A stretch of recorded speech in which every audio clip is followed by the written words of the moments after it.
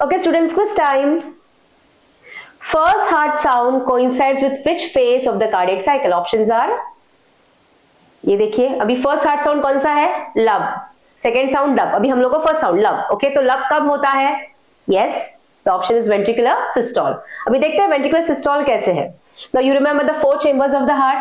ये जो वेंट्रिकल्स है, जब ये वेंट्रिकल्स कॉन्ट्रैक्ट होते हैं तो tricuspid valve and mitral valve, that is bicuspid valve, ये दोनों बंद होते हैं और उसी टाइम पे पहला साउंड लब सुनाई देता है. तो लब साउंड कब सुनाई देता है? जब वेंट्रिकल का सिस्टोल हुआ, वेंट्रिकुलर सिस्टोल. ठीक है, so this is the answer.